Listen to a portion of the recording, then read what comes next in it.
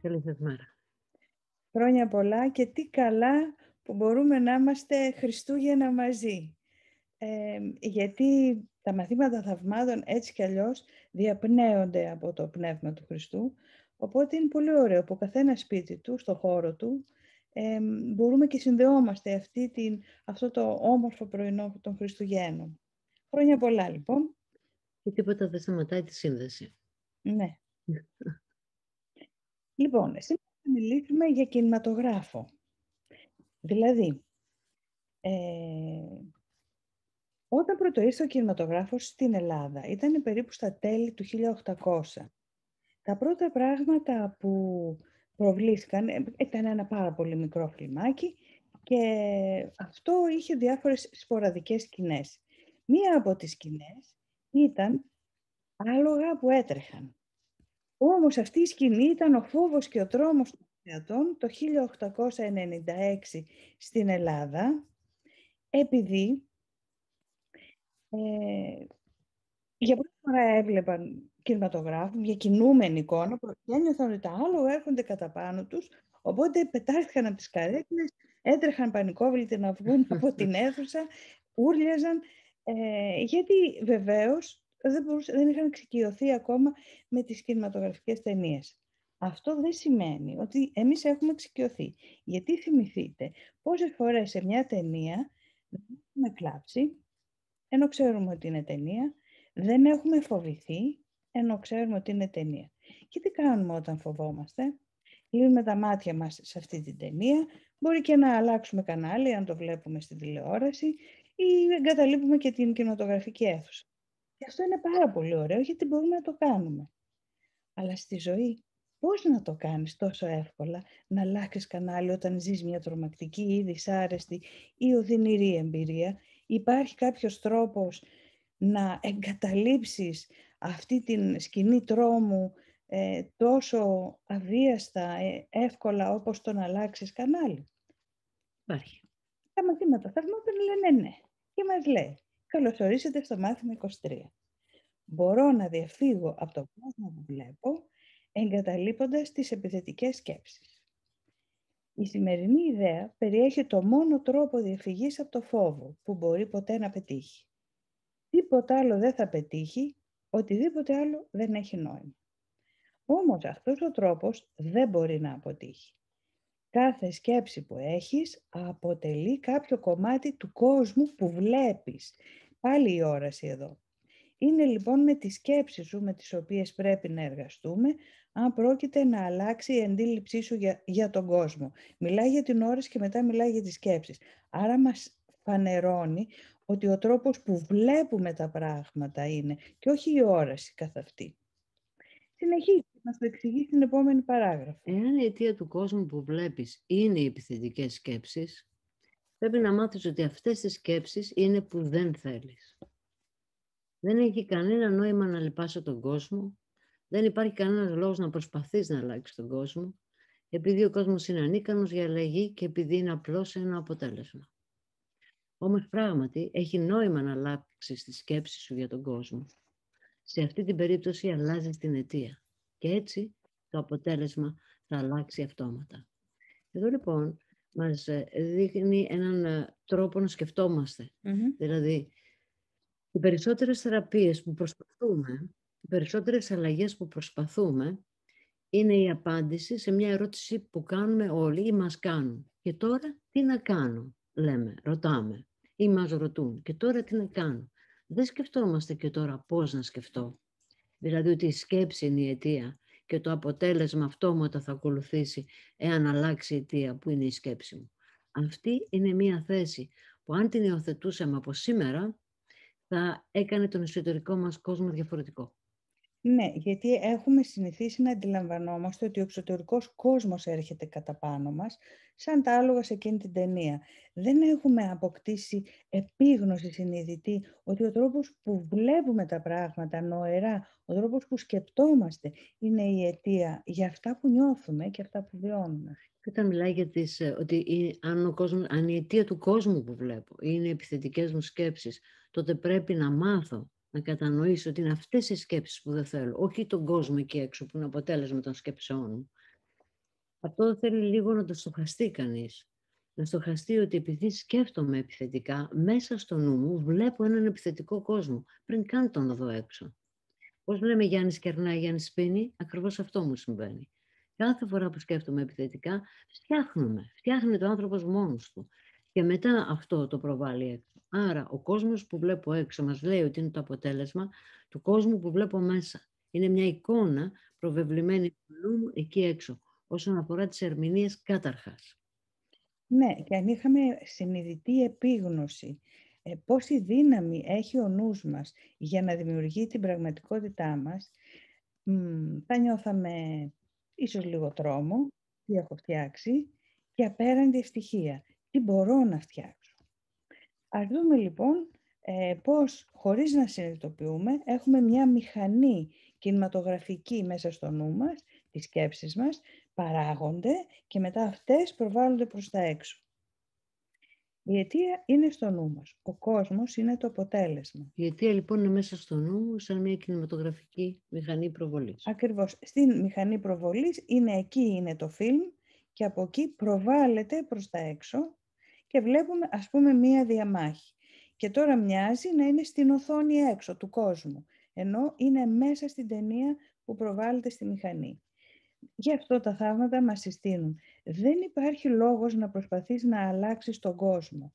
Είναι ανίκανος για αλλαγή, επειδή είναι απλώς ένα αποτέλεσμα. Το βλέπουμε εδώ.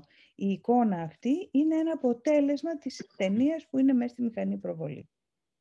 Πράγματι όμως έχει νόημα να αλλάξεις τη σκέψη σου, την αιτία δηλαδή, για τον κόσμο. Σε αυτή την περίπτωση αλλάζει την αιτία και το αποτέλεσμα αλλάζει αυτόματα. Τι σημαίνει? Ότι οι άνθρωποι δεν θα καυγαδίζουν? Σημαίνει ότι δεν θα γίνουν πόλεμοι? Σημαίνει όλα αυτά? Εάν το πάμε πολύ μακριά, ναι σημαίνει. Γιατί θα είναι μία σκέψη από πολλούς νόες και θα φτάσει μία κρίσιμη μάζα που ο τρόπος που σκεφτόμαστε θα αλλάξει. Μέχρι όμως τότε μπορούμε πραγματικά να κάνουμε την προσπάθεια, να κάνουμε την εκπαίδευση, την εξάσκηση, να δούμε αν αλλάξουμε τις σκέψεις μας μέσα στο νου μας, αν ζητήσω να αλλάξει η αιτία, ο τρόπος που σκέφτομαι, μήπως αυτό που θα δω έξω θα είναι κάπως αλλιώς, κάτι άλλο και έτσι ο θυμός μου θα κατασιγάσει και τότε μπορεί να νιώσω και συμπόνια. Και για μένα που ένιωθα έτσι πριν, αλλά και για τον κόσμο που δεν έχει πάει ακόμα σε έναν άλλο τρόπο σκέψης.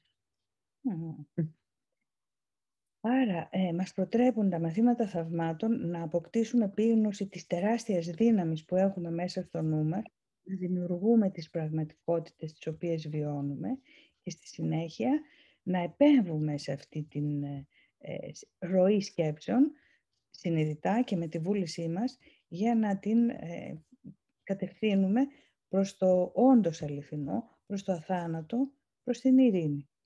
Ας δούμε λοιπόν τι λέει παρακάτω η άσκηση. Ο κόσμος που βλέπεις είναι ένας εκδικητικός κόσμος και κάθε τι μέσα σε αυτόν είναι ένα σύμβολο εκδίκησης. Κάθε μια από τις αντιλήψεις σου της εξωτερικής πραγματικότητας είναι μία απεικόνηση των δικών σου επιθετικών σκέψεων. Δικαιολογημένα μπορεί κάποιος να ρωτήσει αν αυτό μπορεί να ονομαστεί όραση. Δεν είναι η φαντασίωση μια καλύτερη λέξη για αυτή τη διαδικασία και η παραίσθηση ένας πιο κατάλληλος όρος για το αποτέλεσμα? Εδώ πιθανότατα θα υπάρχουν ερωτήσεις στο νου μας, άλλη μια φορά, πώς είναι δυνατόν να βλέπω έναν όντως εκδικητικό κόσμο εκεί έξω.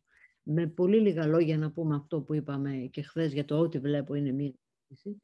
Και πείτε το εξής: όταν κάποιος μας επιτίθεται, η φυσική μας τάση είναι να περασπιστούμε τον εαυτό μας. Βεβαίως, πριν αρχίσω να επιτίθεμαι, πριν θυμώσω, έχω φοβηθεί. Γι' αυτό πρέπει να υπερασπιστώ τον εαυτό μου, επειδή υπάρχει μια απειλή. Η υπεράσπιση σίγουρα είναι στην κλίμακα του θυμού. Έχω θυμώσει. Επιτίθεμαι, αντεπιτίθεμαι κι εγώ. Από τη στιγμή που αντεπιτίθεμαι, δεν είναι στην κλίμακα της εκδίκησης το θέλω ο άλλος να τιμωρηθεί, ακόμα και αν είναι ελαφριά η τιμωρία, είναι στην κλίμακα της εκδίκησης. Ένα αυτό. Δεύτερον, από τη στιγμή που όλα τα πράγματα που υπάρχουν εκεί έξω, άνθρωποι, καιρός, φύση, οτιδήποτε, δεν τα ελέγχουμε. Στην πραγματικότητα δεν τα ελέγχουμε καθόλου. Δεν είναι ένας φόβος που μας κυριεύει. Συνεπώς, η στάση μας απέναντι στα πράγματα εκεί έξω δεν είναι μια φοβική στάση, καταρχάς βαθιά μέσα μας, η οποία καλύπτεται από την αγωνία ή το άγχος να υπερασπιστώ τον εαυτό μου, δηλαδή να τα διαχειριστώ με έναν τρόπο σαν να μου επιτίθενται. Άρα αυτό που βλέπω εκεί έξω είναι κάποιος που μου επιτίθεται.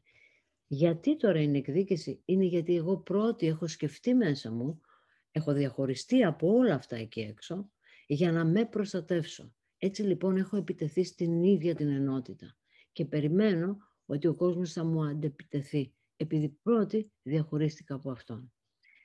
Θέλει λίγο στοχασμό αυτό. Απλά έχετε το λυσάρι, ας πούμε, την πηξίδα του πώς να σκεφτείτε. Στοχαστείτε πάνω σε αυτό. Δηλαδή θα έλεγα ότι εδώ είναι η φιλοσοφία του Κουραμπιέ. Δηλαδή, έχεις κάτι ωραία παραδείγματα. Εννοώ ότι αν κάποιος έχει το στομάχι του και τον ενοχλεί η ζάχαρη, για παράδειγμα, του προκαλεί αλλεργία, δυσκολία, το να φάει κουραμπιέ θεωρεί ότι ο κουραμπιές είναι η αιτία του στομαχικού του πόνου, ενώ η αιτία είναι στο στομάχι. Και το κουραμπιές τον εκδικείται, το επιτίθεται. Η επίθεση του κουραμπιέ. Και πόσες φορές αυτοί οι κουραμπιέδες χάλια ήταν. Ναι, αλλά η αιτία είναι μέσα στο στομάχι. Ας δούμε λοιπόν 3 βήματα απελευθέρωσης τώρα. Για να δούμε ένα καινούριο κόσμο πρέπει να εγκαταλείψουμε τον τρόπο που βλέπουμε τον παλιό. Λογικό. 3 βήματα απελευθέρωσης. Πρώτον, αναγνωρίζω ότι η αιτία του πόνου μου και του κόσμου που βλέπω είναι μία επιλογή του εγώ μέσα στο νου μου. Εννοείς το διαχωρισμένο εαυτό, αυτό που λέγαμε πριν. Μια επιλογή του ιδιαίτερου εαυτού που είμαι και ο οποίος ακριβώς γιατί έχει ξεκολλήσει από την ενότητα είναι μόνος του και χρειάζεται να υπερασπιστεί τον εαυτό του. Είναι σε μια φοβική κατάσταση, δηλαδή εξ αρχής. Ναι, θα μπορούσαμε να πούμε ότι είναι εκείνο το κομμάτι του εαυτού μας που νιώθει ευάλωτο, φοβισμένο, ανήμπορο, ανίκανο και πλημμυρισμένο από αρνητικά συναισθήματα.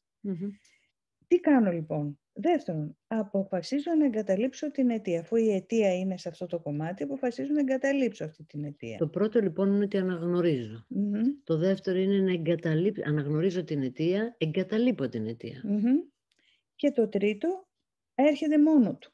Τα πάντα αλλάζουν επειδή το αποτέλεσμα αλλάζει ακολουθώντας την αιτία. Και δεν είμαι εγώ που κάνω την αλλαγή.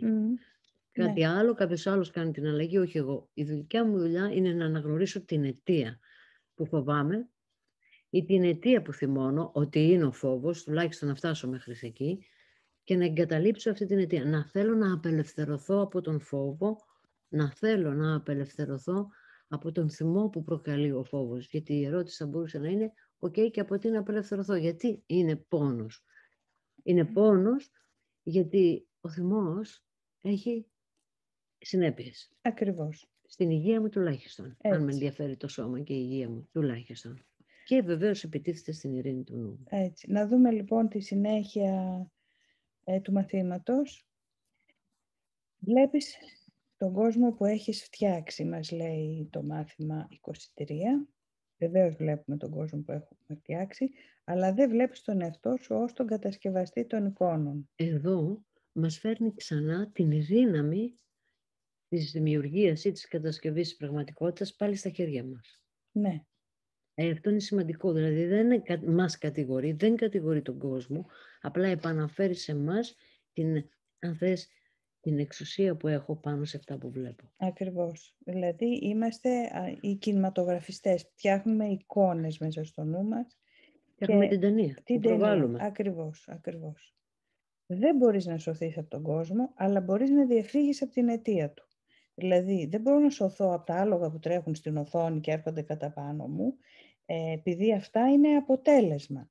Η αιτία όμως είναι στο φιλμ, στη μηχανή. Να σταματήσω την προβολή και να στραφώ μέσα μου να δω τι μου συμβαίνει. Ναι. Όπως λέει και ο Γιούγκ, να σταματήσει η προβολή για να αρχίσω να μαθαίνω να γνωρίζω τον εαυτό μου. Αυτό είναι το νόημα της σωτηρίας. Γιατί πού θα είναι ο κόσμος που βλέπεις όταν η αιτία του θα έχει εξαφανιστεί? Πού θα είναι τα άλογα που τρέχουν όταν σταματήσει η προβολή του φιλμου? Η όραση έχει ήδη μία αντικατάσταση για το κάθε τι που νομίζεις ότι βλέπεις τώρα. Εννοεί λοιπόν μια άλλη όραση, η οποία προτείνεται μέσα από την εμπειρία των μαθημάτων θαυμάτων και αντικαθιστά όλο αυτό που μας τρομάζει, μας φοβίζει και μας απειλεί τώρα. Η ομορφιά μπορεί να φωτίσει τις εικόνες σου και να τις μεταμορφώσει, ώστε να τις αγαπήσεις, αν και είχαν φτιαχτεί από μίσος. Δηλαδή, ποιο μίσος? Το θυμό και το φόβο του εγώ, ότι οι άλλοι μου επιτίθενται, ότι ο κόσμος είναι επίφοβος, είναι φθαρτός, δεν μπορώ να τον εμπιστευτώ, ασταθής. Γιατί από εδώ και μπρος δεν θα τις φτιάχνεις μόνη σου μόνος.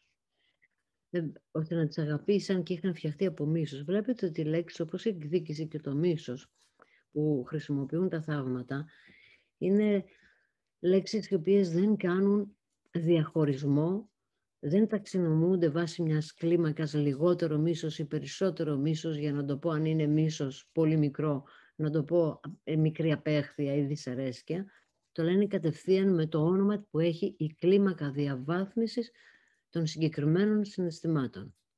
Γιατί αν ο κόσμος μου επιτίθεται, σίγουρα δεν τον αγαπάω, αν θεωρώ ότι μου επιτίθεται.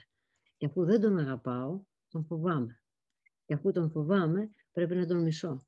Γιατί δεν μπορώ να τον ελέγξω. Με εξουσιάζει, δεν τον εξουσιάζω. Έτσι λοιπόν, καθώς φέρνει ξανά τη δύναμη στη σκέψη, στον τρόπο που σκέφτεται ο κατασκευαστής των εικόνων ή ο σκηνοθέτης, μας λέει ότι μπορώ να σκεφτώ διαφορετικά. Μπορώ να αποφασίσω να σκεφτώ διαφορετικά, αρκεί να καταλάβω πώς λειτουργούν τα πράγματα μέσα στο νου μου.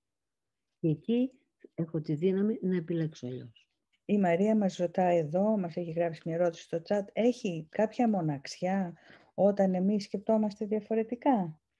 Μοιάζει, ναι, αρχικά, σε πρώτη φάση πριν μπω μέσα εκεί. Όταν θα μπω μέσα να σκεφτώ διαφορετικά, όχι μόνο δεν έχει μοναξιά, άρα αρχίζει αυτή η επέκταση της συνειδητότητας. Αρχίζει να επεκτείνεται αυτή η ειρήνη και η ησυχία που νιώθω μέσα μου πάνω στα πράγματα. Αρχίζω να συνδέομαι με τα πράγματα με άλλον τρόπο. Γιατί πριν συνδέομαι παραδόξως μέσα από το διαχωρισμό ή τα διαφορετικά συμφέροντα. Όταν αρχίζει να γίνεται αυτή η αλλαγή, αρχίζω να συνδέομαι πραγματικά, γιατί βλέπω ένα κοινό σκοπό. Ωραία. Τι θα κάνουμε λοιπόν σήμερα για να εφαρμόσουμε αυτές τις ιδέες? Ποια είναι η προτινόμενη εξάσκηση για τη σημερινή ημέρα? Η σημερινή ιδέα λοιπόν πρωτοπαρουσιάζει τη σκέψη ότι δεν είμαστε παγιδευμένοι στον κόσμο που βλέπουμε, επειδή η αιτία μπορεί να αλλάχθει. Το είπαμε αυτό. Αυτή η αλλαγή χρειάζεται πρώτα την αναγνώριση αυτής της αιτίας και μετά την εγκατάλειψή της. Τα 3 βήματα που είδαμε προηγουμένως. Τα 2 πρώτα βήματα λοιπόν χρειάζονται τη συνεργασία μας. Να το αναγνωρίσουμε και να το εγκαταλείψουμε συνειδητά. Το τρίτο έρχεται απαλά μόνο του σαν αεράκι και μας αγκαλιάζει. Που είναι η αντικατάσταση του αποτελέσματος. Ναι. Άρα, τι θα κάνουμε αυτή τη στιγμή? Κοιτάξτε γύρω σας αργά, επαναλαμβάνοντας τη σημερινή ιδέα που λέει μπορώ να διαφύγω από τον κόσμο που βλέπω, εγκαταλείποντας τις επιθετικές μου σκέψεις για, και συμπληρώστε για οτιδήποτε έρχεται στο νου σας. Κρατήστε κάθε επιθετική σκέψη στο νου σας καθώς το λέτε και μετά προχωρήστε στην επόμενη. Μπορώ να διαφύγω από τον κόσμο που βλέπω, ας πούμε εγκαταλείποντας τις επιθετικές μου σκέψεις για την πανδημία, για τη σχέση μου με το γιο μου, για την οικονομική μου ανασφάλεια. Για οποιαδήποτε σκέψη έρχεται στο νου μου, λέω μπορώ να διαφύγω από αυτόν τον κόσμο εγκαταλείποντας τις επιθετικές σκέψεις. Και αυτή τη στιγμή ενώ θέλω να δραπετεύσω, να φύγω, να εγκαταλείψω τον κόσμο που είναι μέσα στο νου μου και αυτή τη στιγμή μου επιτίθεται στην ασφάλειά μου και έτσι νιώθω ανασφαλής. Και ταυτόχρονα όμως επιτίθεμαι κι εγώ. Άρα συμπεριλαμβάνουμε και αυτές τις σκέψεις. Δηλαδή μπορώ να εγκαταλείψω τον κόσμο που βλέπω, να διαφύγω από τον κόσμο που βλέπω, εγκαταλείποντας τις επιθετικές μου σκέψεις για τη γειτόνισά μου, που με ενοχλεί γιατί κάνει συνέχεια θόρυβο. Άρα αφιερώστε τώρα μερικές στιγμές να σκεφτείτε διάφορα πράγματα που σας απειλούν ή που επιτίθεστε ή σας επιτίθενται, προσθέτοντας μπορώ να διαφύγω από αυτό εγκαταλείποντας τις επιθετικές μου σκέψεις. Απλώς πείτε το στο νου σας.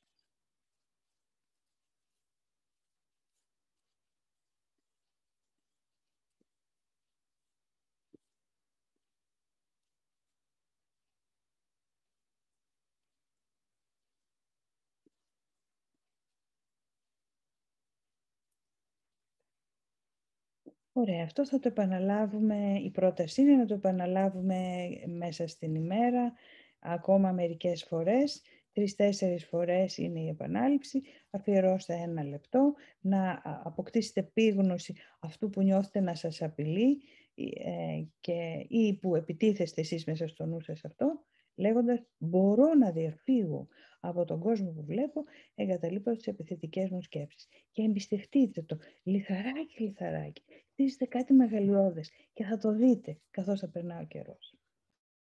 Εδώ λοιπόν ολοκληρώνεται το σημερινό μάθημα, αλλά όχι τελείως. Ο σημερινός διαλογισμός θα είναι ενταγμένος σε μια μικρή συνέχεια του μαθήματος που είναι αφιερωμένη σήμερα ειδικά, μιας που είναι Χριστούγεννα, θα επισκεφθούμε ένα κομμάτι της θεωρίας των θαυμάτων που μιλάει για τα Χριστούγεννα ακριβώς.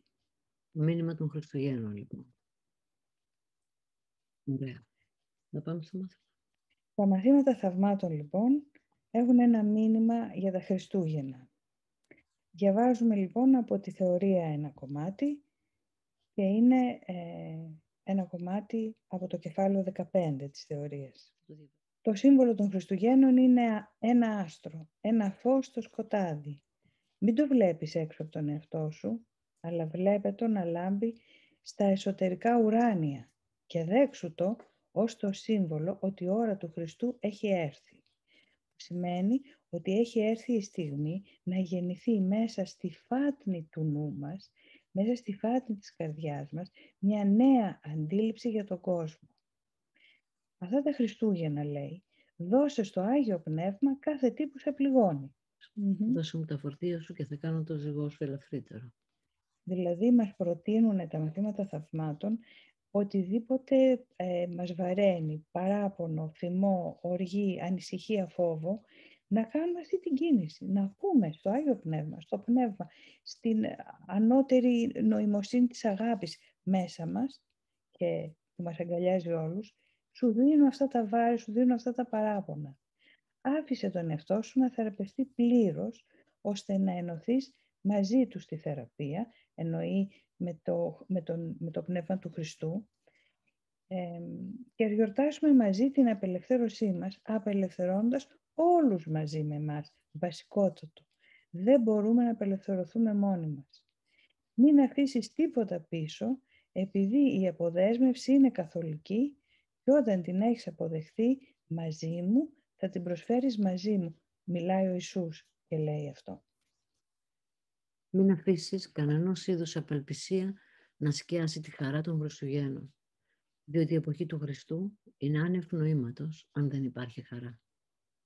Ας ενωθούμε στον εορτασμό της ειρήνης, με το να μην ζητάμε καμία θυσία από κανέναν, διότι με αυτόν τον τρόπο μου προσφέρεις την αγάπη που σου προσφέρω. Αυτή είναι η ώρα στην οποία ένα νέο έτος σύντομα θα γεννηθεί από την εποχή του Χριστού. Έχω τέλεια εμπιστοσύνη σε σένα, ότι θα κάνεις όλα όσα θα ήθελες να πετύχεις. Τίποτα δεν θα είναι λυπές και θα τα κάνεις τέλεια και δεν θα καταστρέφεις. Εδώ θα κάνεις όλα όσα θα ήθελες να πετύχεις, αναφέρεται στο επίπεδο του αληθινού μέρους μέσα μας. Ότι θέλουμε να πετύχουμε την ειρήνη. Αυτό εννοεί. Και μας λέει ότι είναι σίγουρος ότι θα το πετύχουμε αυτό. Και ότι δεν θα είναι τίποτα ελλειπές καθώς πάμε προς αυτή την κατεύθυνση και θα τα κάνουμε όλα τέλεια, επειδή δεν θα καταστρέφουμε, δηλαδή οι επιθετικές σκέψεις θα πάψουν, θα τις εγκαταλείψουμε. Αυτό εννοεί δεν θα καταστρέφεις. Να δούμε τη συνέχεια. Ναι. Το σύμβολο των Χριστουγέννων είναι ένα αστέρι, λοιπόν, το ξαναβλέπουμε αυτό, μάλλον τώρα το βλέπουμε με μια καινούρια κατανόηση. Ας λάμψει στα εσωτερικά ουράνια μέσα στο νου μας, φέρνοντας τη συγχώρεση και την απελευθέρωση από τα παράπονα. Μιλάμε λοιπόν για ένα αστέρι που δεν είναι ένα φυσικό εξωτερικό φαινόμενο, αλλά μία λάμψη επίγνωσης βαθιά μέσα στο νου μας, που μας καλεί να ελευθερώσουμε τον εαυτό μας από τα σκοτάδια, τον παραπόνο. Που είναι επιθετικές σκέψεις έτσι κι αλλιώς. Να δούμε το επόμενο. Πείτε λοιπόν στον αδελφό σας, Σε προσφέρω στο Άγιο Πνεύμα ως μέρος του εαυτού μου. Γνωρίζω ότι θα απελευθερωθείς, εκτός κι αν θελήσω να σε χρησιμοποιήσω για να φυλακίσω τον εαυτό μου. Στο όνομα της δικής μου ελευθερίας επιλέγω την αποδέσμευσή σου, διότι γνωρίζω ότι θα απελευθερωθούμε μαζί. Θα αρχίσει ο νέος χρόνος με χαρά και ελευθερία. Υπάρχουν πολλά που πρέπει να γίνουν και έχουμε καθυστερήσει πολύ. Δεχτείτε την Άγια Στιγμή, καθώς αυτός ο χρόνος γεννιέται, και αναλάβετε το ρόλο σας, που επί τόσο καιρό έμεινε ανεκπλήρωτος στη μεγάλη αφύπνιση. Κάντε αυτό το χρόνο διαφορετικό, με το να εξομοιώσετε τα πάντα και αφήστε όλες σας τις σχέσεις να καθαγιαστούν για εσάς. Κινητικό. Έτσι λοιπόν, τα μαθήματα θαυμάτων αναφέρονται στη μεγάλη αφύπνιση. Η μεγάλη αφύπνιση λοιπόν είναι το ζητούμενο και ένα βήμα προς αυτήν είναι να αποφασίσουμε να απαλλαγούμε από τα παράπονα και τις ανοχές. Λοιπόν, στο διαλογισμό θα το βιώσουμε αυτό. Τουλάχιστον θα είναι ένα κάλεσμα προς αυτή την κατεύθυνση. Ναι. Να απαντήσουμε και σε μία ερώτηση που μας έχει θέσει μια φίλη εδώ. Να εξηγήσουμε λίγο περισσότερο τι εννοεί όταν λέει εκτός αν θελήσω να σε χρησιμοποιήσω για να φυλακίσω τον εαυτό μου. Όταν έχω μια επιθετική σκέψη προς κάποιον ή παράπονο, που και αυτό είναι επίθεση προς κάποιον, αυτό που μου συμβαίνει είναι να το θυμάμαι, να κατοικώ με αυτό, να κρατάω τον άλλον δέσμιο στο νου μου ως ένοχο και εμένα ως δεσμοφύλακα στην ίδια φυλακή μαζί του. Αυτό εννοεί. Εκτός και αν θελήσω να σε χρησιμοποιήσω για να φυλακίσω τον εαυτό μου ή για να μείνω μαζί σου στην ίδια φυλακή. Άρα, απελευθερώνοντας τον άλλον, απελευθερώνω το νου μου από την επιθετική σκέψη και αυτή είναι η γέννηση της εκχώρασης. Έτσι. Και να πούμε ότι έχουμε ετοιμάσει μια ειδική συνάντηση με απαντήσεις σε ερωτήσεις που έχουμε συλλέξει από εσάς, την οποία σύντομα θα αναρτήσουμε. Ναι, θα την αναρτήσουμε. Εάν δεν την κάνουμε ζωντανά. Αν δεν την κάνουμε και ζωντανά, βέβαια. Okay. Λοιπόν, να είστε καλά, να είστε ευλογημένοι, καλά Χριστούγεννα, χρόνια πολλά, χρόνια γεμάτα θαύματα. Και γεμάτα έμπνευση. Καλημέρα μέχρι αύριο το πρωί.